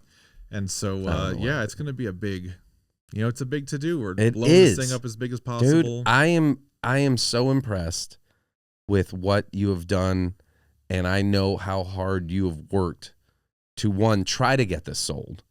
Like, you had it complete and packaged, and it was like, every time I turned around, you were like telling me, well, I also did this, and I also did this, and now there's a comic book, and there's going to be a vinyl thing, and I already, we're working on action figures, and we're going to have merch, and we did this, and I have stickers made, and I'm working on this, and I'm already putting in the the kit to sell that, like, hey, if you get this, also we're trying to do the series. Here's the series. Here's the first 2 seasons and the arcs and the storylines and da-da-da. And this is how it could all go and blah, blah, blah. And it's all prepackaged. And then I would hear your frustration because the industry is, I think it's crazier now. Because I want to say, like, if we had done this 10 years earlier, and maybe this is just, pie in the sky, whatever, but it felt like if we had done this 10 years earlier, people were just handing out checks. Sure. Just like, what you got? You got a thing? That's not, yeah, Netflix. Here's $10 million. Here's $5 million. Here's da-da-da-da-da-da. You got a thing, it's made, it's done good. We need stuff here, da-da-da. Yep. And then we happened to finish at a time where they were all like, we're terrified to buy anything. Yeah. 100%. We don't know what we're going to buy. We're stopping. Yep. We don't know. And then I remember, I think you told me that, like, you talked to people at Netflix, you talked to people at Amazon, and you would get positive responses, but then like 3 months later, that person wouldn't even have that job anymore. Right. And then all of a sudden you're like, oh, I got to like re-pitch this to a completely new person.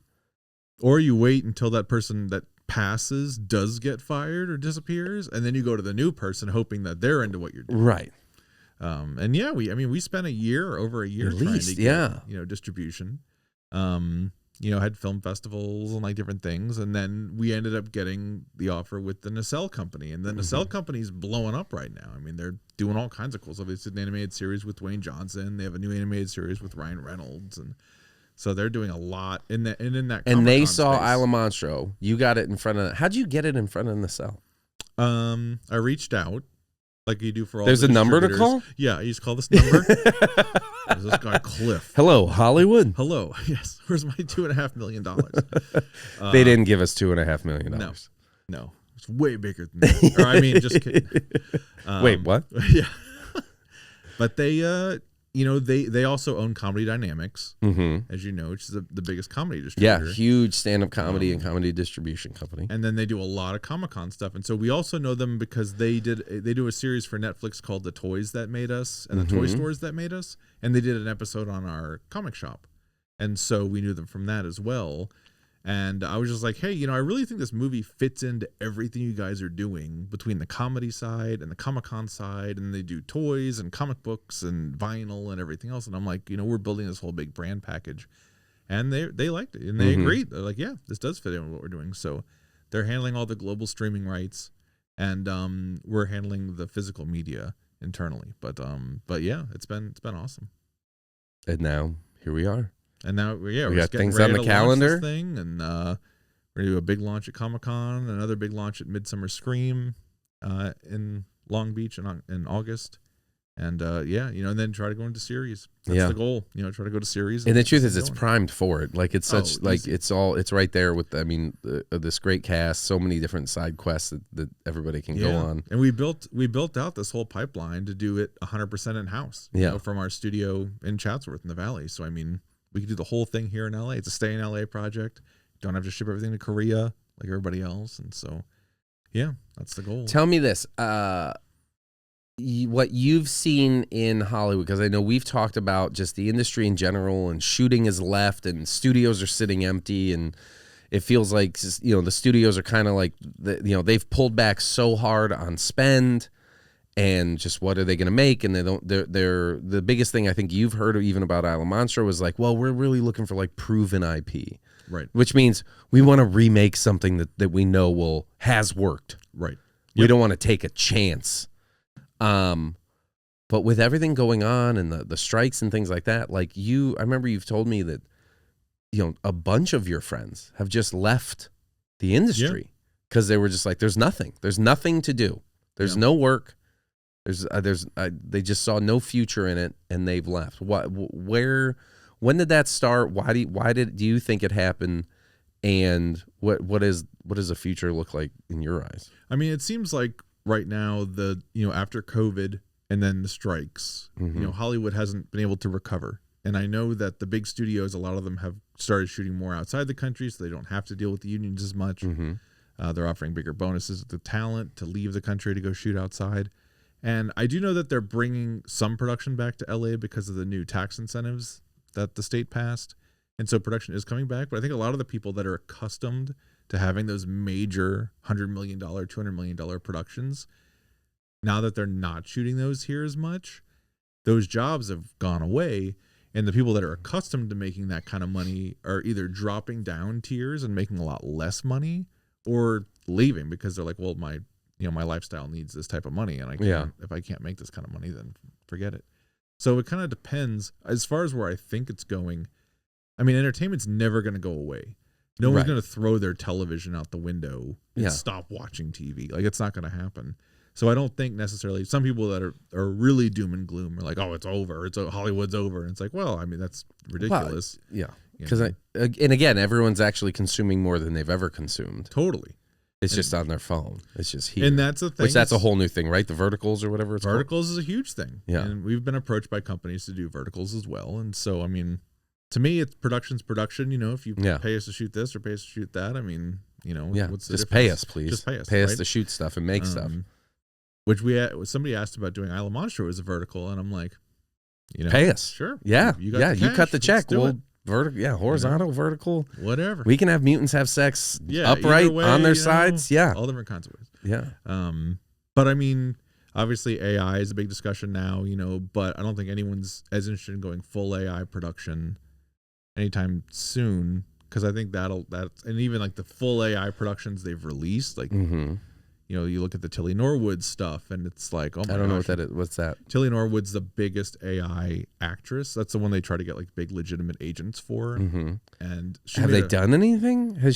Well, they made a music video that they released recently, and it's like, oh my gosh, it's really bad. It's really bad. The song. What's bad about a song? Well, like the whole song is all about how AI isn't bad, and then she sings the song about how AI isn't bad, and they're trying to like make it a thing. And I'm like, I get it, and it is easier and cheaper and whatnot, I guess, but I don't think we're quite there yet. In the future, I mean, you can't copyright AI currently, so there's no way for a studio to make a movie and copyright it and own it in full AI.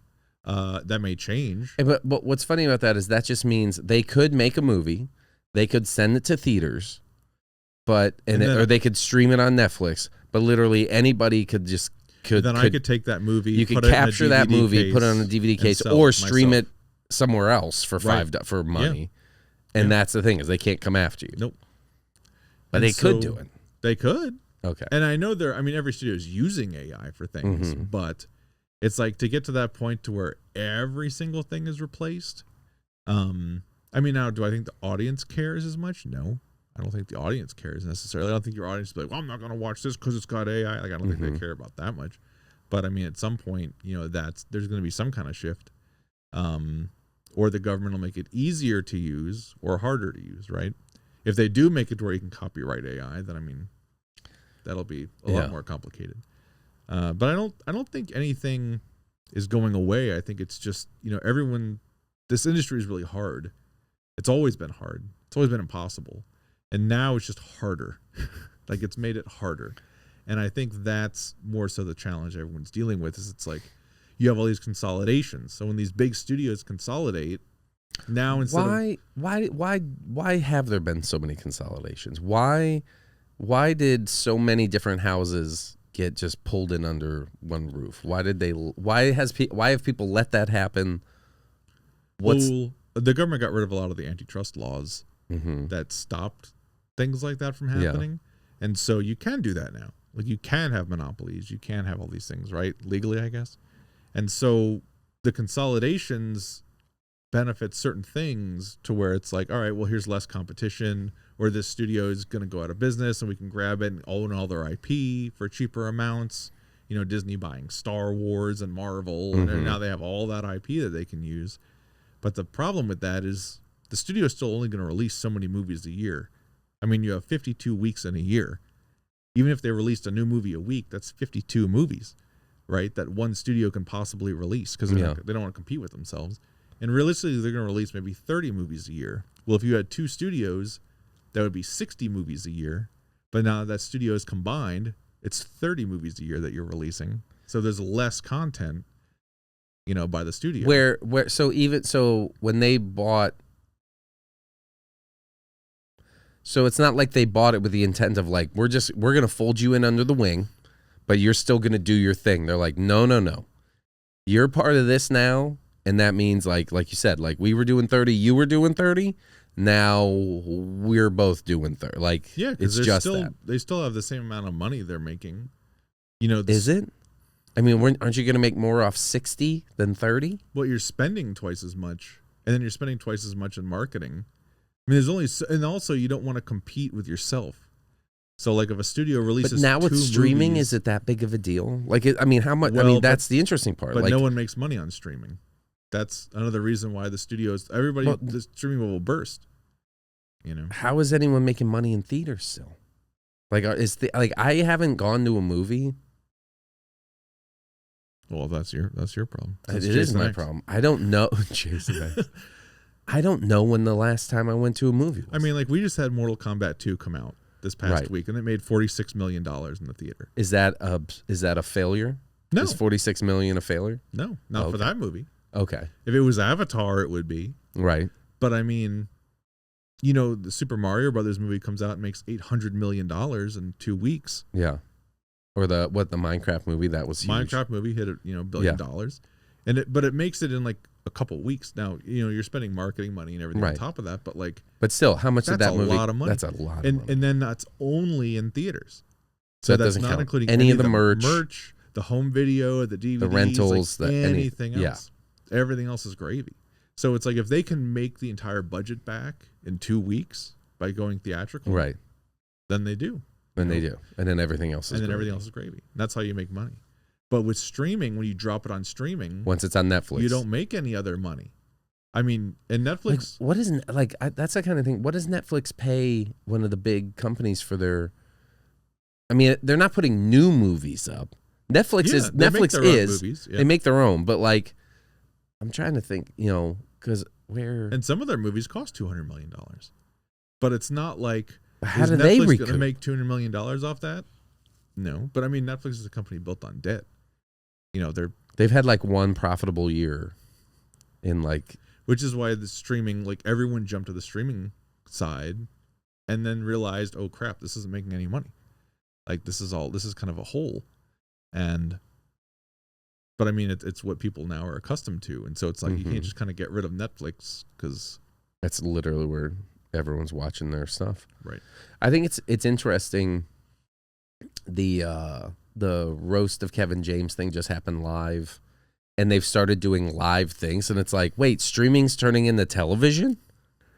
It's weird how it's going back the other way. We're like, no, this is live, because all of a sudden, and for some reason that does something for people. They're like, anything could happen. Because it's television, it's live, where like they're cussing and stuff. Like the only thing that was streaming is very popular. You have all the Twitch streamers and people, playing games and stuff, and that's hugely popular. T-Pain. Do you know what T-Pain's doing? Have you seen that? No. Do you know who T-Pain is? Yeah, he's from I'm on a Boat. There you go. He's Lonely Island. He's a big boater. Big nautical guy. He built he started Twitch streaming, gaming, and I've only recently learned about this. And then he built in his house, his whole downstairs or something he has like F1 simulators, but he's got like 5 of them, and they Twitch stream he and his buddies racing that. He's got a flight simulator he does it with. He has a gaming console or multiple gaming consoles that he Twitch streams. And I was looking it up, and it was something like, he still does music, but he's like, I'm not going to a show. You want me to come leave my house and go perform somewhere? He's like, I make $50,000 an hour streaming. So you got to make it worth my while to even leave my house. Sure. And I'm like, how does anyone compete with that? 50 G's an hour. Now you can't do that 24 hours. I'm sure that's like his prime you hours. Wouldn't need but to. Yeah. Even an hour a day. Like you're probably. Oh my God. Sign me up. I'll be. So how many machines do we need? Yeah. We just need that T-Pain following. We need all the F1 machines. It's a weird world. And then you're always trying to keep up. It's like everything changes so fast and constantly. But what's the future? It's like, forget keeping up. Like I don't want to keep up. Like what's the next thing? And I always wonder, like when you see people like even social media stuff, and you see comedians doing things and the whole clip thing, and like I'm posting a bunch of clips now and stuff, and I'm like, I don't know, am I behind? Does it matter? Is it helping? I don't know. Yeah, I don't know. But it's like, did the guys, when the clipping thing started for comics 5 years ago, like, am I late to the game? Sure. But also, like, I've heard even like the main one that everyone knows, like Matt Rife he exploded because he was doing all these crowd work clips. And he said, I remember he was on a podcast or an interview, and he was talking about something where, like, he literally watched at one point, all of a sudden, like, he would post, it would be like, boom, like within 2 hours, like 1 million views every day. He was posting within a couple hours, 1 million views. And then one day he posted and it was like 10,000 views. And he's like, what happened? right. And I guess he like reached out to Meta, to like Facebook and Instagram and stuff. He's like, hey, like, what, this something doesn't seem right. And their response was like, yeah, we don't push comedy anymore. You're welcome. And all of a sudden they just pivoted. They just changed it, yeah. And it's like, but wait, so you guys are controlling it. Oh, yeah. So it's not just going to my fans. It's like, no. You guys are choosing what to push and when. Yep. So it's like, well, then how do you even know? Yeah, the algorithm changes constantly. But they are changing it. It's not just the algorithm learning from itself and being like I think there's a Gary V. rhythm. It's a dude in there. It's algae rhythming up. Gary V., if you know who he is from Instagram and stuff, he made a comment where he was like, 8 years ago, your algorithm was the people you followed. It was like, that's who, if you posted, the people that followed you saw your stuff. That's why they followed you. And now he's like, now it's not it. Mm-mm. Your followers are not who get your stuff. It's all literally like specific interest exposure. So whatever you're doing, which is kind of why like I've started branching out with the RC stuff like that. That was kind of an experiment. Mm-hmm. And the truth is that video's done better than a lot of videos I've put up, and the clips even. And it's like, okay, so I might as well just do what I'm into. Right. And if I have a few things, like I'm in the radio control airplanes, I like to sail. I'm, like I want to start doing like more aviation content and stuff. And it's like, because that way you at least find a demographic. Sure. That's not just like, don't you guys like comedy? Everyone likes comedy. Right. So that's kind of like my view on that stuff. And I guess that's really the target now, is like, just do the shit you're into. Yeah. And if people are into that thing, they're going to get it. And if it gets traction, even better. But then they'll have found you because you do a thing that they're already into. Well, and the platforms are all different too. You have a video on TikTok that might blow up in this way, and then that same exact video gets 5 views on YouTube, and it's like... Yeah, it's crazy. Like, I think one of the biggest ones was the one with Jarwan. I mean, that had... I don't even know what it's at now, but I mean, at one point it was at 800,000 views, And over on TikTok, it had like 300. Yeah. And then even on YouTube Shorts, it had like 1,000 or something. But 800,000 on Instagram. Yeah, it's and crazy. It's like, why? What is one? How is it different? I don't know. And then it's like, how does that 800,000 translate to followers? It's like, it's been a strange ride because we've been doing this for like 6 months now, 7 months probably coming up on September. Yeah. And I've actually lost followers, but so we're doing. But what's interesting though, that's like what would you want to call that? I haven't just lost followers. I've gained a ton of followers, but the loss has been outpacing the follow by like 10%. So it's been a slow down. Wow. But I've also gained a bunch too. Like we're talking thousands of followers that I've probably lost and gained, but I've just lost like whatever you want to call it, 4,000, and I've gained 3,500 kind of thing. But I will say, part of me is like, yeah, good. I don't want the 4,000. They weren't really here for a reason. Because the truth is, I gained all of them. I did one post to one audio thing a couple years ago, and it got like, it's the biggest thing I've ever done. And it was like, I forget, it was like a weird dumb thing. I was at Coachella for Dr. Squatch, and I shot this thing, and within like a week it had 1 million views, and I picked up 30,000 followers overnight. Wow. Like within like a few days. Yeah. But also, they're not real fans. They don't not like. It was weird to me that even happened. And at the time, I was like, "Here we go," and then nothing. And then now to think like, a bunch of those people are leaving, and that's fine. Mm-hmm. I don't want them here because I remember I was talking to a company that like, oh, we run socials and we can build your thing and we're gonna manage everything. And I tried it out for like 6 months, and they did things like I just didn't like anything that they did. They were posting stuff that I never would have posted. They were posting things that was just totally off brand for me. They were like reposting funny videos of like the biggest one they did was there was a guy sitting in his car filming people slipping and eating shit on a sidewalk that was frozen over. And he was laughing in his car. Like just person after person after person eating shit on a concrete sidewalk that had frozen over. And I reached out, and it was performing great. Yeah. And I reached out. I was like, guys, you got to take it down. And they're like, what do you mean? It's the best thing we ever. I was like, yeah, that's not me at all. Right. I would have been the asshole over there helping people go around it. Like I would not be the guy sitting in my car laughing at people eating shit. Like this is not me at all. And they just didn't get it. Yeah. And then they would also do this thing where they would just follow thousands of people. And then as soon as they follow you, they go unfollow them. Right. Yeah. And I remember we actually talked about it and like, yeah, we can do this thing. We can definitely bump up your numbers real quick. It's a unfollow strategy. And I was like, yeah, I don't want to do that. Yeah. I don't want to do that at all. And they're like, oh, I mean, it really works. So it's a great way to bump your numbers. And I was like, yeah, but I don't want followers unless they're real. Like I want them to actually be a fan of what I do and the things I'm putting out and want to come see a show or believe in what I'm doing. Oh, well, I mean, but it really works though. And I'm like, no, I don't want to do it. And then one day they just started doing it like a month and a half later.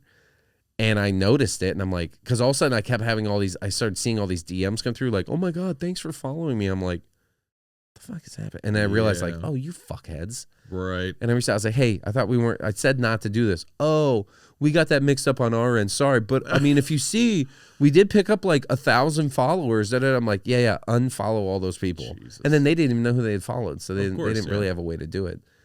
So I'm like, God, so I don't know. That was an interesting experiment that just wasn't me. I mean, and then they also started like posting jokes. Oh. And I'm like, you guys are not my jokes. Yeah. And I'm like, guys, you're not comedian. Like you can't. Yeah. It was weird. I mean, everything about social media is weird. I don't know. It's funny. I'm to the point where like I would love like this podcast, the comedy clips, the RC stuff, and I'm like, I think my goal is try not to look. Just keep making. That's it. Just keep making. And whatever comes. And just keep doing shows, keep making videos, keep building airplanes, keep flying, keep sailing, keep, put as much of it on there as possible. Try to be authentic as possible. Yeah. And whatever happens. And that's that. Work-life balance. There it is. Ron Howard. I'm going to take that again. So what I think is that was the best. Well, anything else we did? Do you feel responsible for your dad's death? Like to do you think not question? Being a football star, did that break his heart? Steven and I both lost our fathers to cancer. Being human. And before we went on, we were joking about, because his wife was like, why are you going to go on his podcast? Are you guys going to talk about like really, deep things? We're like, yeah, we're going to discuss how we caused our father's deaths. I do think you brought up that thing earlier with, we were talking, what's it called? The 48 Laws of Success. Oh, the 40 Laws of Power. Yeah. And I haven't read it yet. And I just heard some people talking about it. So I ordered the book. And when Steven got here today, he was like, oh, yeah. He's like, I've read that. I was like, oh, really? What do you think? And he's like, I don't know. Some of them seem pretty intense. Some of them seem a little, like you got to be a little slimy to do it. I was like, really? He's like, yeah. Stab every single person in the back that you possibly can. Yeah. And don't tell anyone anything you're doing. No. Don't tell anyone your plans, any of that. And again, I haven't even cracked the book because that's how I work. I just order enough books. I'm the same way with like TikTok workouts. where, or like Instagram, people will post like, you know, the best 12-minute body workout to get fit for summer. You're going to get cut. You do this for 30 days, da-da-da-da. Yeah. If, and I really look at like the amount of those I've saved and done none of is kind of like books. And I hate it because I love to read. I want this knowledge and I'm like, oh, that sounds amazing. Like, I'd love to hear the perspective on that thing. And then it's just been sitting there for a week. But yeah, that was really funny. I really want to say something about the GLP-1s. What about them? What do you mean? Just in general? Working out. I was trying to come with something. I got nothing. That's all right. We're both tired. We've been doing GLP. 2 hours. Yeah. What about them? When are you going to do it? Come on, Hollywood, Steven Shea. My doctor said he's against it. Yeah, I get it. I have friends that have done it, and I have a few friends that have done it and had to immediately stop because their health went to shit. Oh, wow. Their body was in pain. Their gut was like protesting what was going on, and it was really hard on them. Yeah. I have a few other friends that went on a GLP-1 and they've lost, they lost something like 25, 30 pounds and they went off of it. And they look amazing and they do great. They didn't keep going to the point where their face sinks in and they look like a fucking alien. Right. Which is the weird part that you're seing all over Hollywood, it seems, where like people don't even look like people. Right. Not human. Not human. But I'm weird about stuff like that where I'm like, and this is the thing. We all know if a proper diet and exercise will do it too. So there's that. I don't know. Where'd you hear that from? The internet? The internet tell you that?